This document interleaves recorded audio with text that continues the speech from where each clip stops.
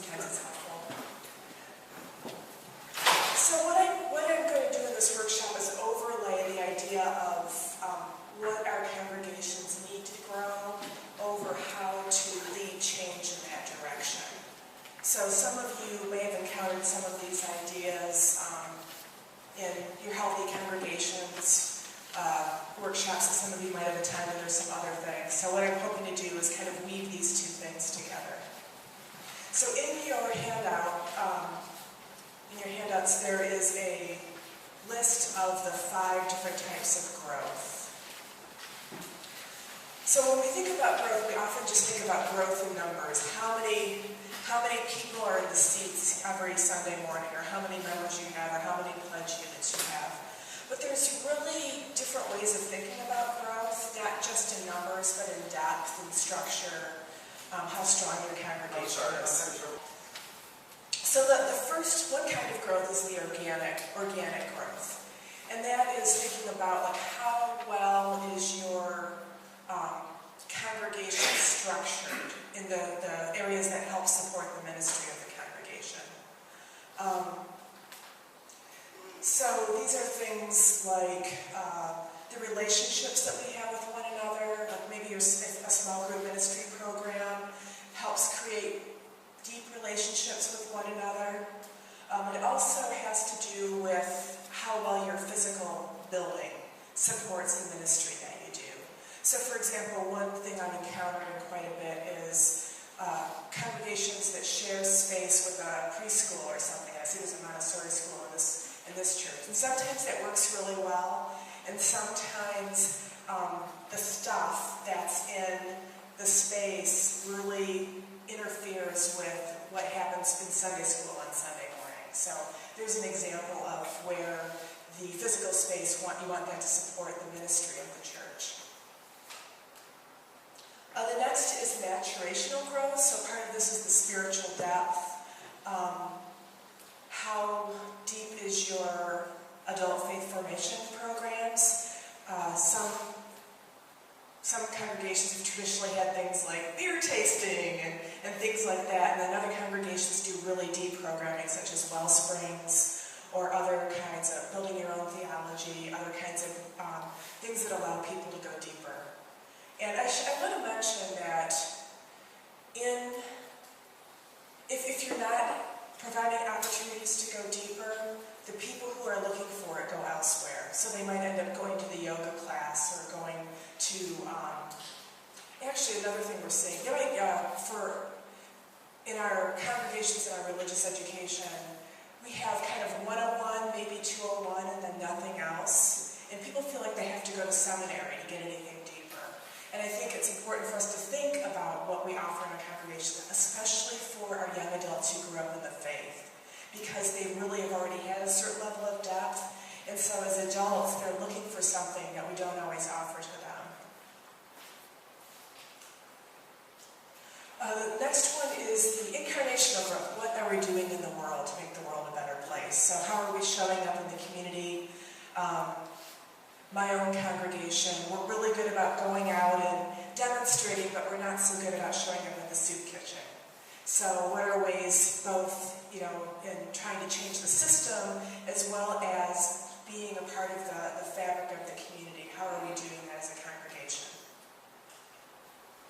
And then the last type is just how are we in relationship with other Unitarian Universalist congregations. So I know that there's a lot of really strong clusters in the Joseph Priestley district. The ministers especially have some good relationships, and some of the lay leaders as well have some good relationships. And you've done some amazing things with church planting and in this area. So paying attention to that and also connecting to the wider Unitarian Universalist world. So the way we showed up in Phoenix a couple of years ago was a way of us as a denomination really coming together and providing some witness about a really tragic situation. So do these kind of resonate with you a little bit?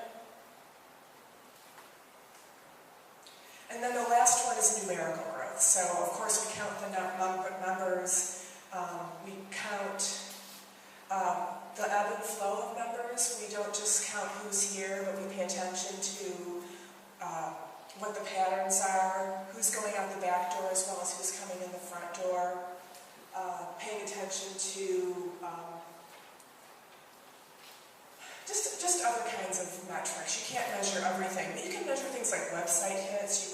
Is your website really attracting people? There's certain things you can measure and pay attention to. And also just realizing that there is an ebb and flow, so you're not having your anxiety build up if, like in one of our churches, there was a huge layoff and a bunch of people had to leave just because they needed to find other jobs. So there was a lot of anxiety about that, but that was really beyond the control of the congregation. So it's understanding that we're part of a larger world and we have to not always take it personally when we're losing members. And on the flip side, a lot of our growing congregations are in growing areas. So they might be growing, but they're just kind of, enjoying the fruits of what's actually happening in that community. So realizing that. So what I want you to think about for a moment in your own congregation, because again, we all have our strengths and weaknesses. In your own congregation, what do you think is a strength in one of these areas of growth? So what are you doing really well? Do you have a really good governance structure that pulls volunteers through? Do you have a good faith formation program or inspirational worship service? So what's the thing that's the greatest strength of your congregation in relationship to these areas of growth?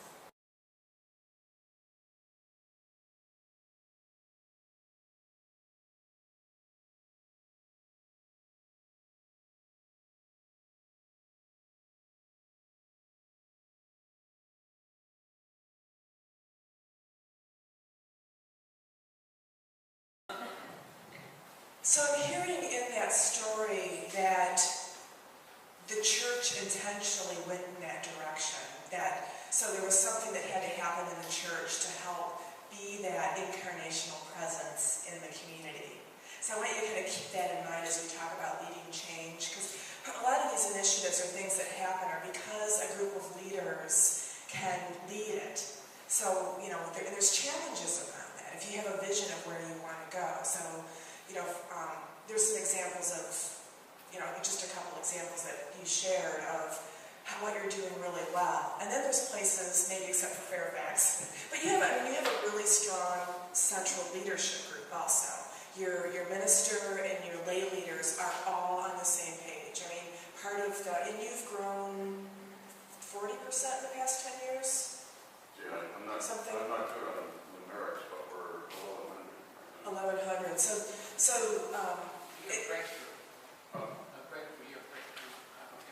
Breakthrough congregation? Yes. Yeah. And they were one of the mentoring congregations in the Leap of Faith program also. So but if you look at what they've done there, they're awesome, of course. All of our churches are awesome, but part of it is that cohesiveness of leadership and understanding when you're leading change. It's not like everybody falls in line. There's always going to be some resistance. And what that looks like and being ready for it and just being patient with it is part of leading change. So as you're thinking about areas of potential that you can work on for growth in your congregation, as leaders, you can be very wise and intentional and make the space that you need to make to help lead those changes. So I asked you to think about these areas that you do well in. And I want you to think, I'm not sure at this time, but just think about in those 5 areas of growth. And I'll go to there again. Think about the area that's probably your next best opportunity to work on. So there's certain things that are right to pay attention to. So for example, if your incarnational growth is really great, maybe there's some maturational spiritual depth. Let's give our members opportunities to reflect on, theologically, on the work that we're doing in the greater community. That might be a nice next step. Or if you've done a really good job with your board structure, maybe there's how do we connect to the larger association?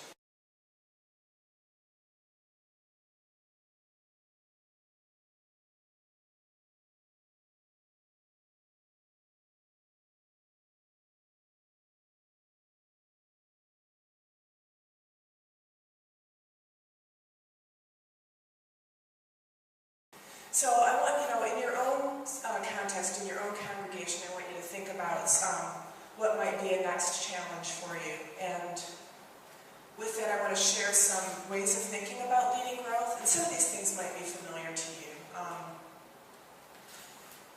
First of all, it's just knowing that change can freak people out. It's the angel of death. Oh no, I've changed my name to the angel of change. People fear change because they fear loss. They fear, not all changes are bad. I was just thinking the other day that one change that I really appreciate is that I can buy fresh mozzarella cheese at my local grocery store. That's a change I can get behind. I like making caprese salad, and I used to have to go to the specialty Italian market. So there's a good change. But there's, that wasn't a loss. So part of when you think about leading change is what are the losses that people you anticipate people feeling. So in the case of a congregation like yours that's thinking about expanding and making space for different making different theological positions equally valid, a lot of our congregations come out of a really strong anti-Christian humanist posture. And creating space that's welcoming to Christians in that space, it's suddenly the loss would be, we humanists no longer have a home. We came here to get away from the Christians, and here they are following us. But there's that's kind of simplistic, but that's a way of framing the possible loss for people.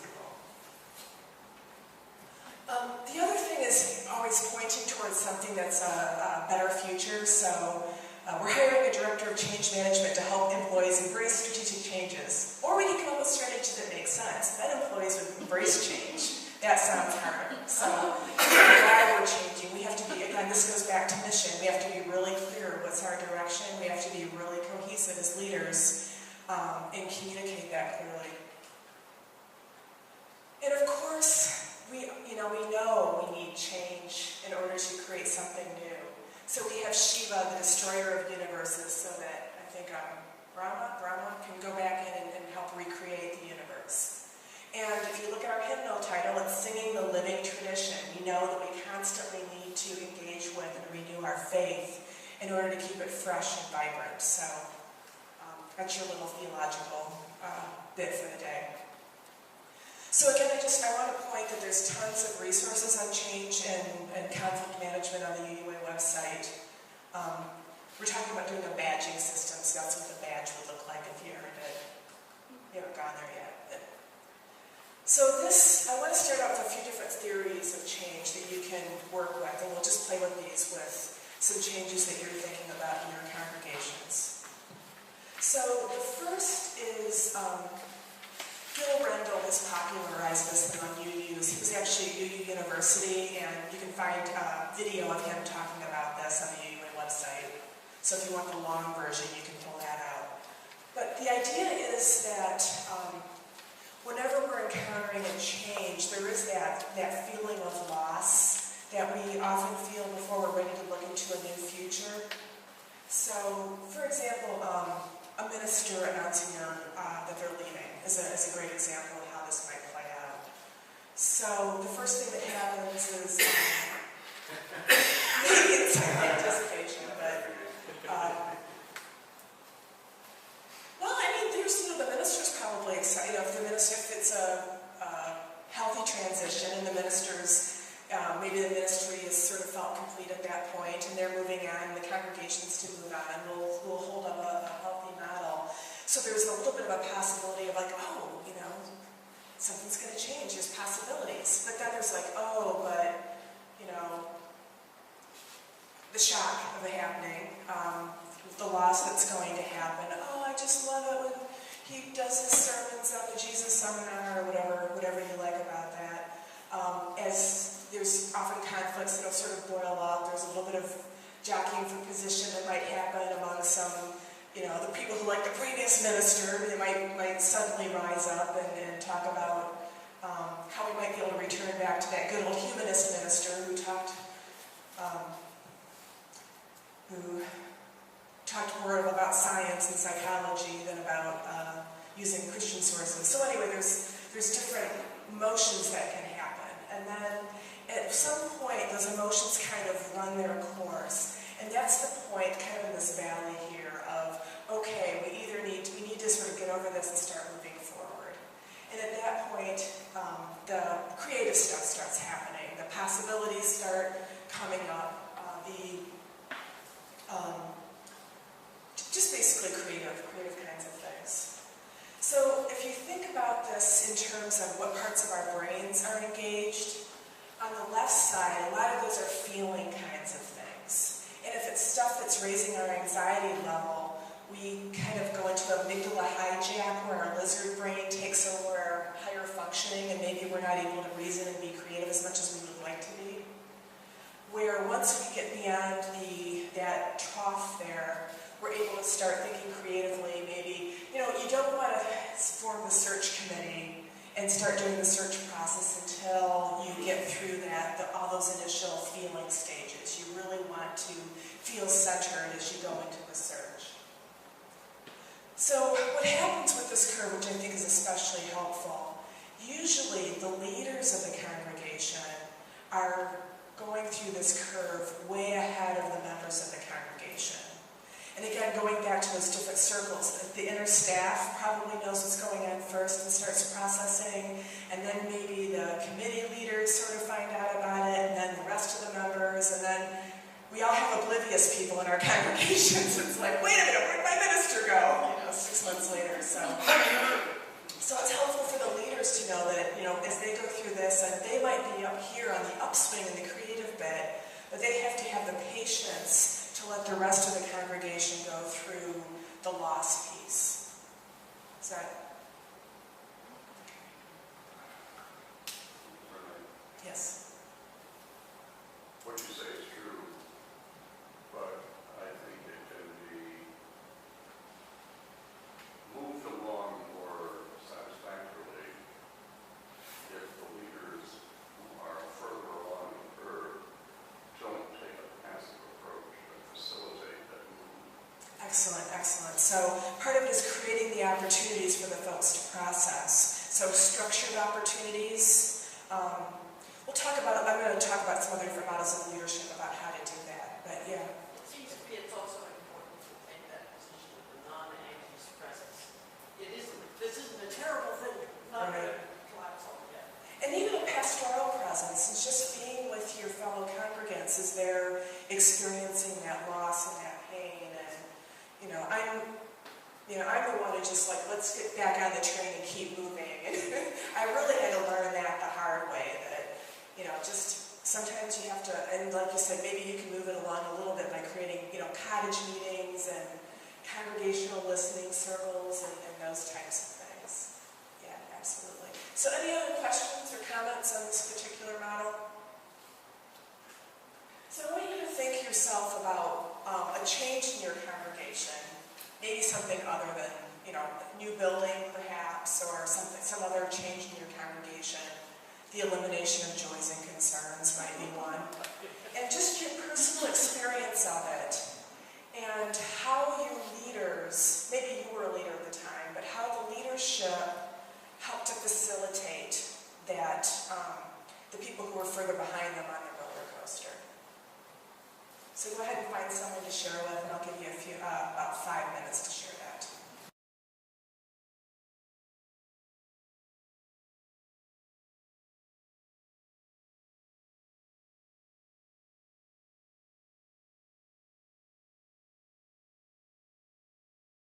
So what were some of the feelings that were happening during the change itself? Just like feeling words. Yes. Anger. Fear. Shock. Abandonment. Excellent.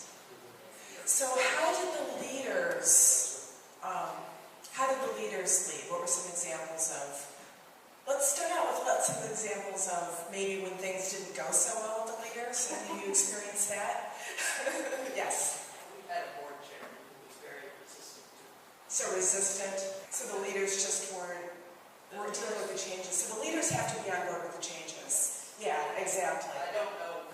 I was not on the board, so I didn't know where they were, but I knew they were not. But you know what? Part of it is leaders aren't really ready to lead everyone else until they're on the upswing. So the leaders really need to go through that process and be clear about where they are. That's a really good example of that. In our case, we had meetings, scheduled open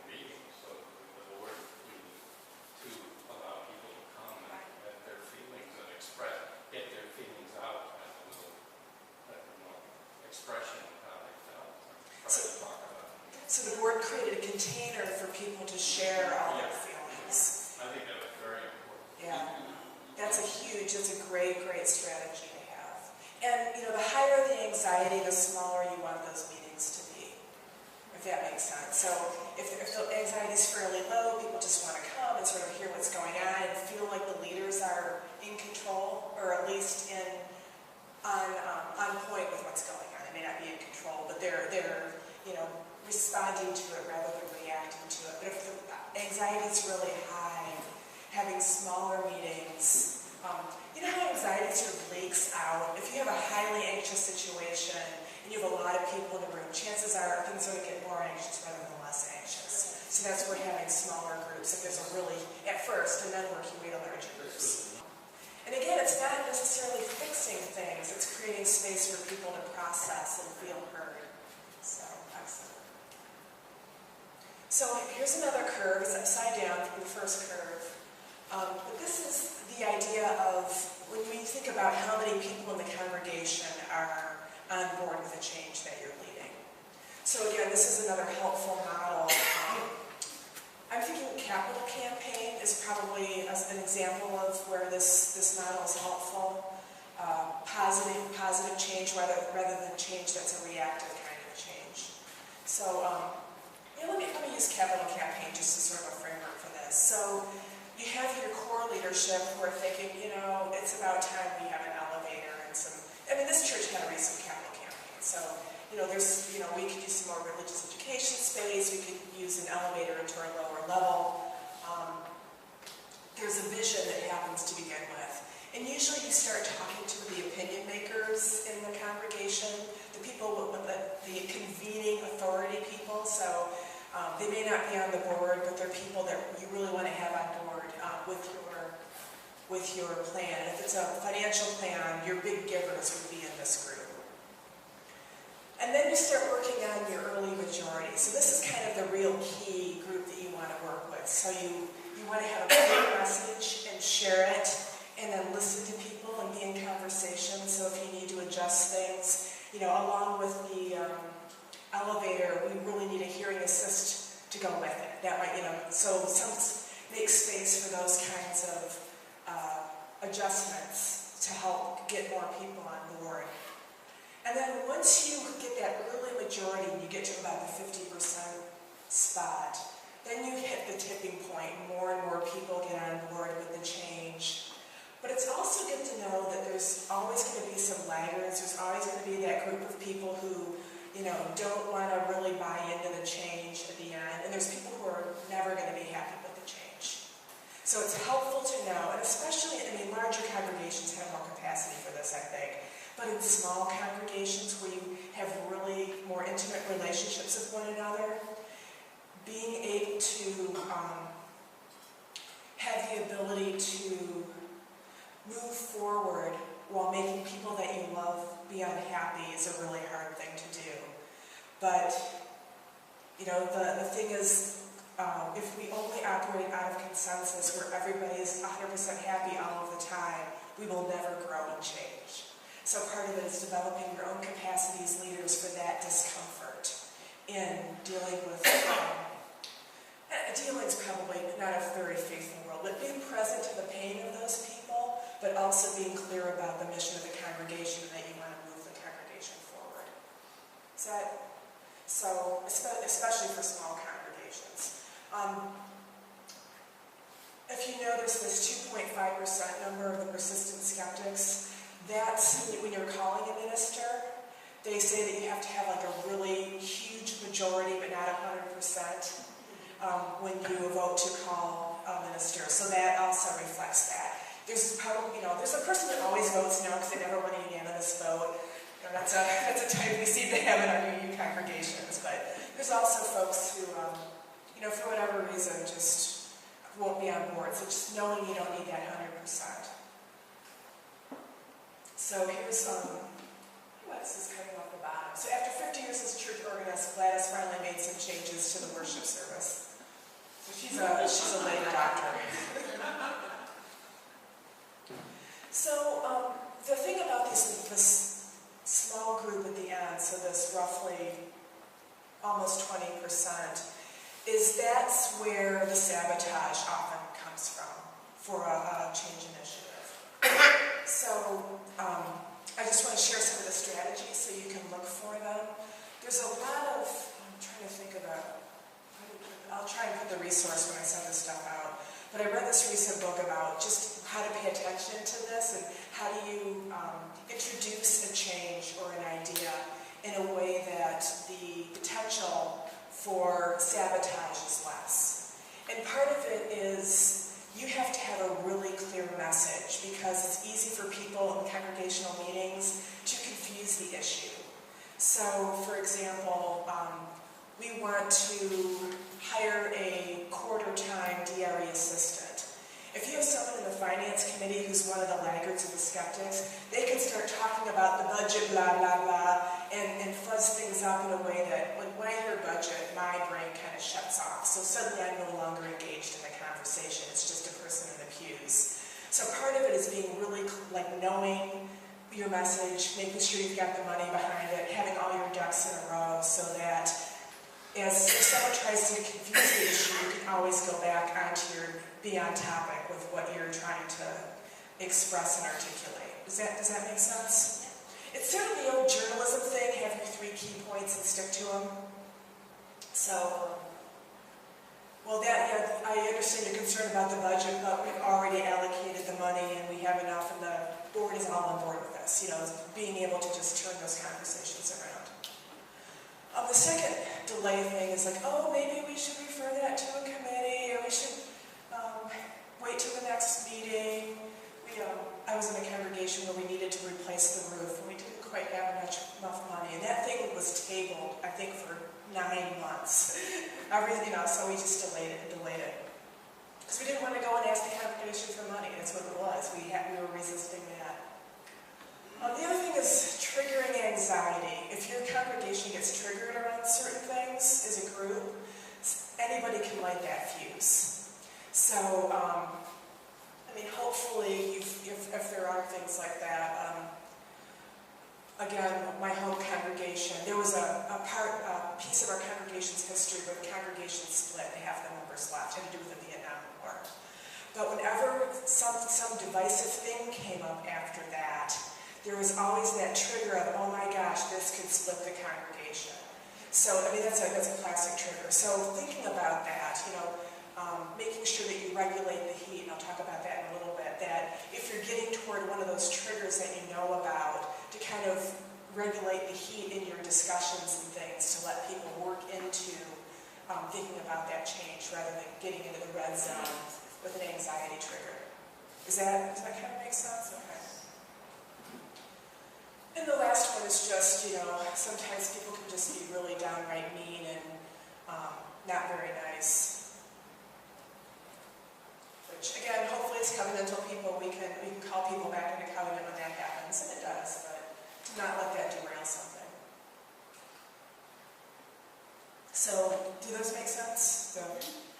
So the next piece is a little more subtle, and it's the resistance in our institutions themselves, just the way we're structured, sometimes makes it hard to lead a change, especially if you're like Kurt, coming in from the outside, you're not part of the system. How do you have a good idea and share it within the system?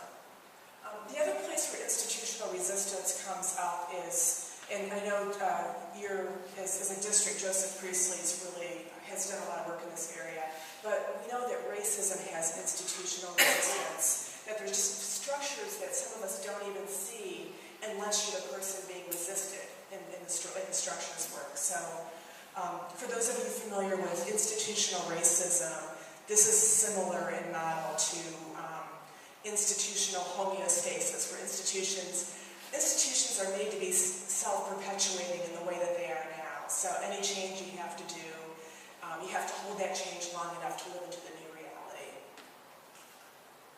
And so this is from a book called Kicking Habits by Thomas Bandy. Love his church organizational stuff. His theology drives me crazy, but luckily I can translate pretty well. But he has this just example of, a person has an idea, and they go to this committee and that committee, and then people talk about it in the parking lot, and eventually it's just so many people have had a chance to poke a stick at it that there's no way that the change initiative is going to happen. So, that's from Kurt's point of view with the new idea. But even our committee structures sometimes prevent us from thinking creatively about how we do church. And sometimes you may have to, as you're looking at those different types of growth, back to the organic growth and how your structures support your ministry, thinking about that is important. So I want to, again, have you talk a little bit about when you've encountered that, either the institutional resistance, if you have a great example of that, or even just a situation where you had either the laggards or the skeptics that were trying to derail, and maybe not even purposefully. Sometimes this is an unconscious thing, but think about a time where in your congregation you've seen this play out.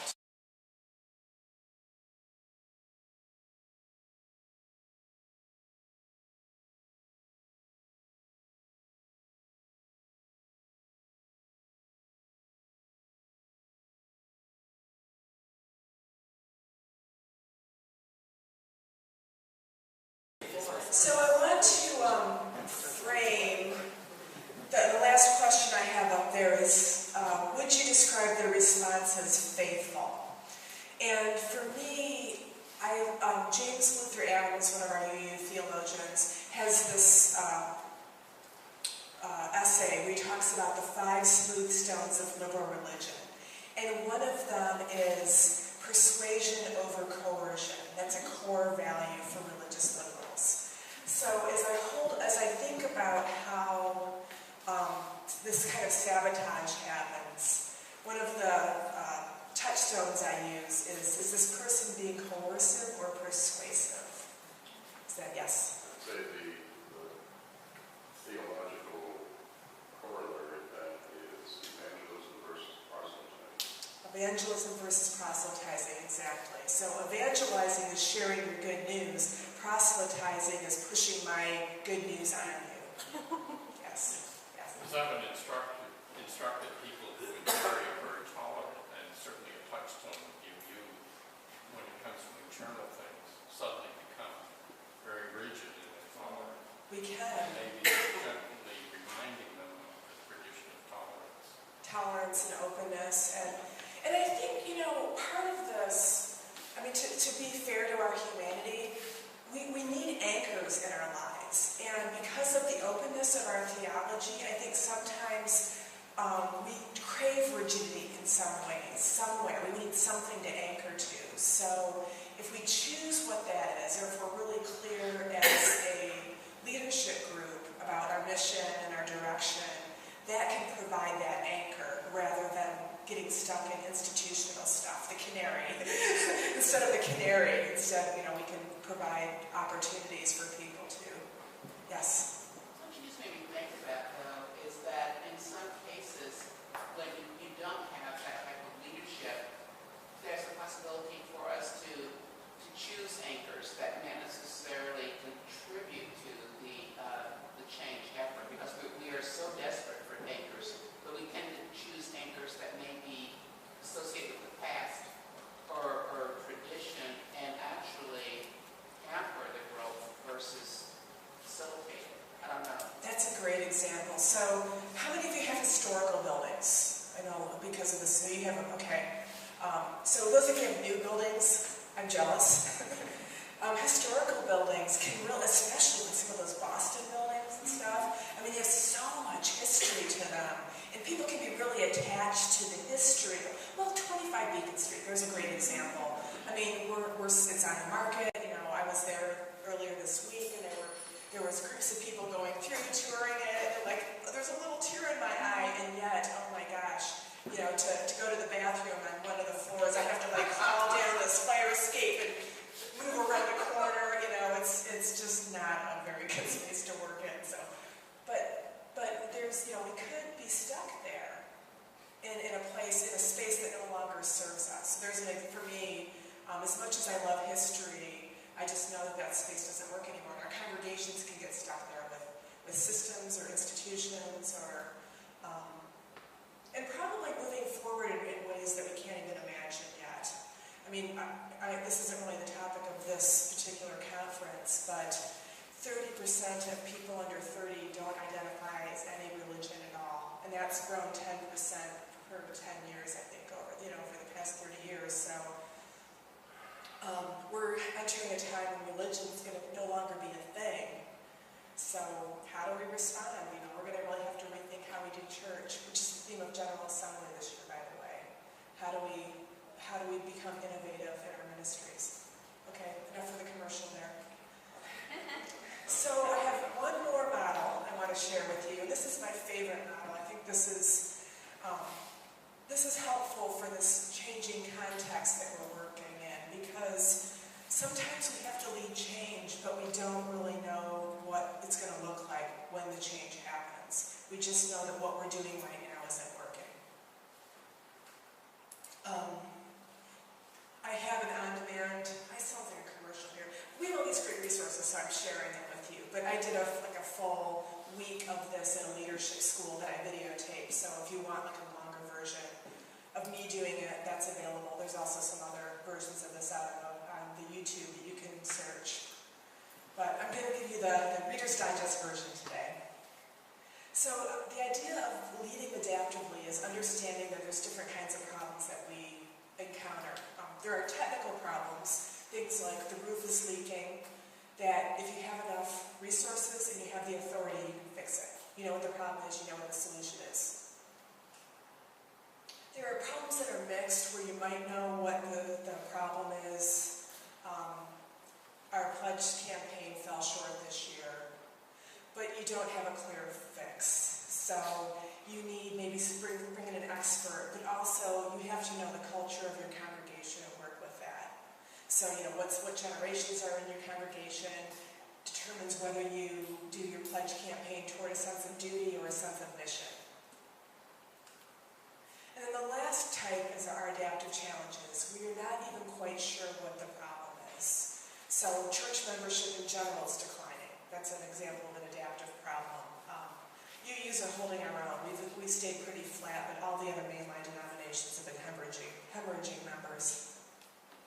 So with an adaptive situation, you have to identify the problem, or at least create an understanding of what the problem is. And the solution comes out of you inviting the whole community, becoming a learning community, to try different things. In leading in this environment is way different than leading out of technical problems and solutions. So does this make sense?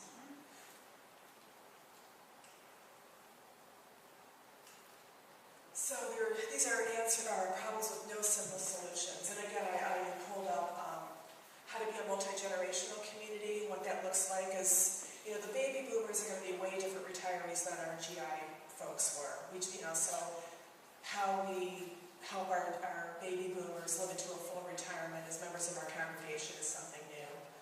Money's always a problem. Again, the decline in church membership is a problem. And then just, the multicultural, how can we really become multicultural in our churches? Some of us do that really well, most of us not so much. So how can we create that environment in our churches? And it's not like, one workshop is going to do it. It's really inviting the congregation to live into a different reality.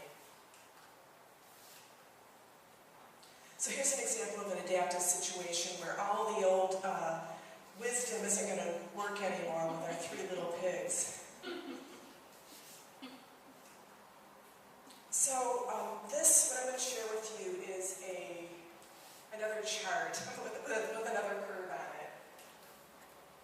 So the idea is people, when they're in learning mode, are in a state of disequilibrium. For those of you who studied John Dewey or William James, there's this idea of being unsettled, and that's where the learning happens. So so as someone's learning, you want them to have just enough disequilibrium so that they're in learning mode, but not so much that they have an amygdala hijack and their lizard brain is engaged. So for technical problems, what usually happens is there's an event, you know what to do, you take care of it, you have the resources and everything, and it's solved, and things go back to normal. With adaptive challenges, usually the first few times they show up, we think it's a technical problem. You know, things get hot, oh my gosh, the budget crisis has happened, and we come up with a solution, but it ends up that the solution isn't really a solution, it just puts a Band-Aid on it, and the problem reappears and reappears and reappears. So, once we realize that, wow, this is an adaptive problem, we keep putting old fixes on it, we're really avoiding the work that needs to be done to deal with the problem. So what we want to do as leaders is keep our congregation in a learning mode and keep them in that state where it's uncomfortable enough where they're learning, but not so uncomfortable that they're freaking out. And so that's the threshold of learning there, but depending on the situation, you can expand or contract that space of productive distress. So you might have, some congregations want to live down in here where everything's just fine, and the leadership kind of hides what's really happening. And there's one congregation I'm thinking of where they have an interim situation going on and a budget issue, and they ended up hiring a half-time minister that does preaching and pastoral care. But, so most of the people out in the belonging and the general attenders don't see any difference in ministry.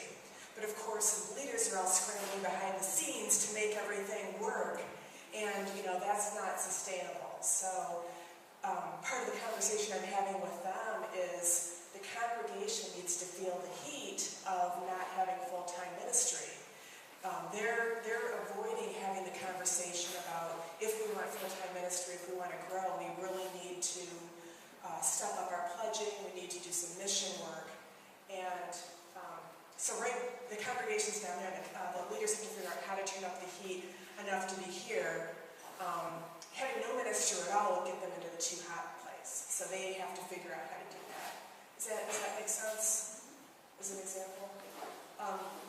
Another situation where this often happens in our congregations is recruiting volunteers for religious education, for teaching Sunday school. So who feels, quite often the DRE, professional religious educator, holds all that anxiety.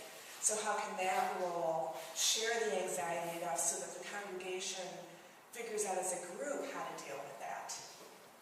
And again, this is the title of this is Leads to Growth. So part of this is when we build the capacity of the group as a whole, then we no longer have these crises up and down kinds of situations. We can actually come to a new solution where we've actually addressed the problem by using the expertise of the whole group learning together. Make sense? So here's an example of work avoidance where people just, come and go out of our congregations. Probably can happen a lot down here because there's so many churches to choose from. So, I don't know, I know up in Cleveland we have a few, the ministers have gotten smart and sort of call each other, like, okay, someone just left our congregation in a huff, watch out for them. So part of what helps keep that container of the level of learning, being in a state of productive distress, is our covenants. I mean, we have a real natural built-in piece to being a congregational polity-based religion in that we can promise one another that we're going to stay at the table together while the going gets rough. Is that? So, actually, I'm going to pause here for a second. So, I'm hoping you've all experienced this. I can think of times in my own life where I've hit a rough patch in a committee, in a personal relationship, and there's something about staying together in that pain, and then once you get through it, the relationship is deeper, and the ties are stronger, and that you know that the next time you hit a rough patch, you're going to be able to engage with it with more confidence. Is that resonating at all? Yes. You're closer to people you suffer with. You are I close.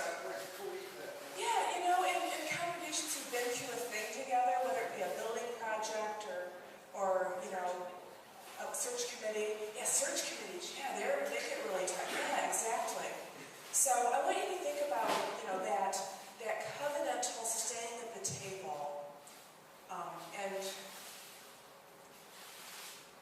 once you get beyond that, I don't know that we'll parent shine this way. I just want you to think about how you would describe the relationship on the other side of that. What are some words, embodied words that describe that feeling of being on the other side of that? You thought you just pop Proud.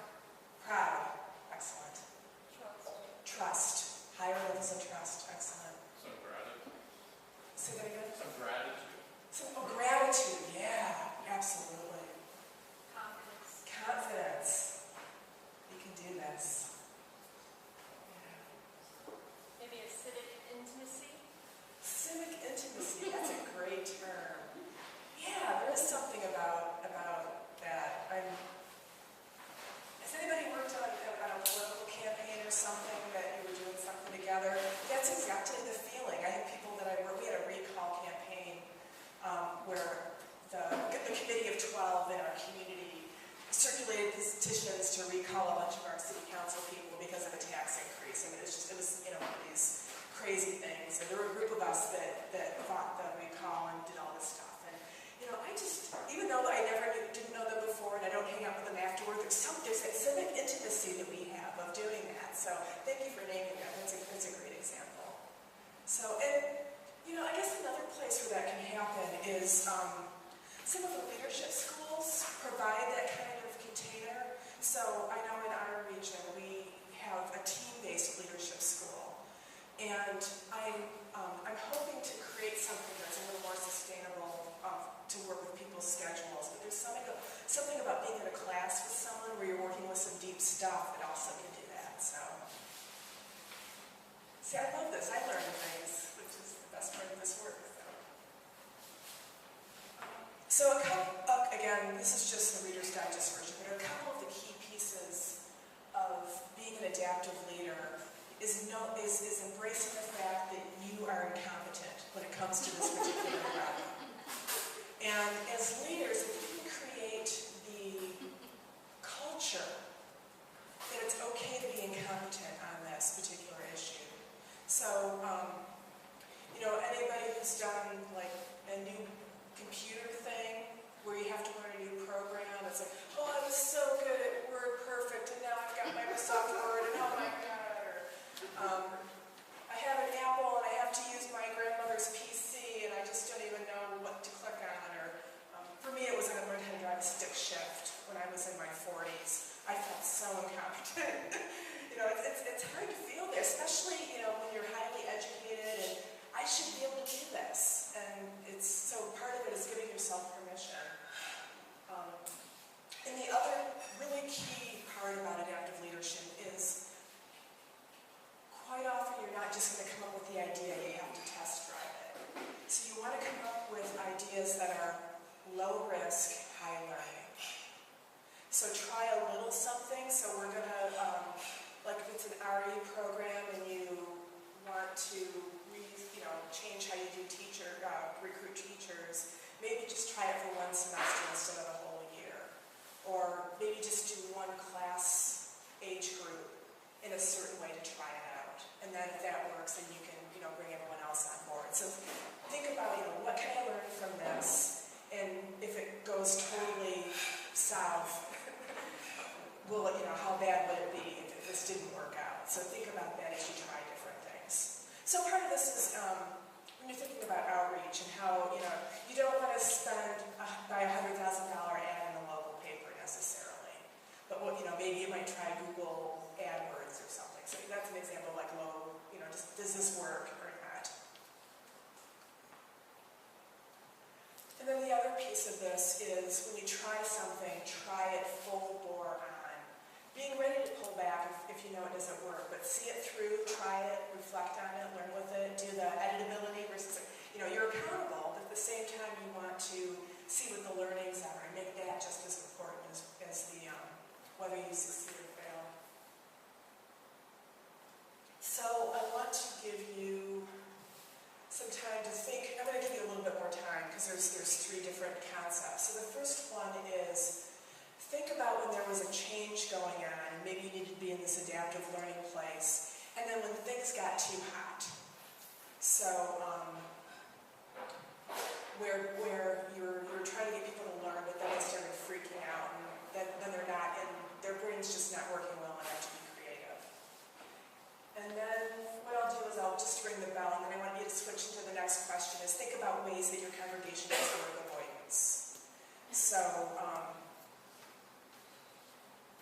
So an example, I guess I'll pick on the stewardship committee, is, we'll just get a new stewardship chair and then we'll have a good campaign. It's not just about the stewardship chair, it's about your congregation's whole attitude toward money. And then I'll ring the bell one more time and I'll have you talk about the last one, is what are ways that your congregation regulates the heat when people are in that learning state. So for example, the small cottage meetings, but there's some other opportunities there. So I'm going to give you about 2 minutes for each one.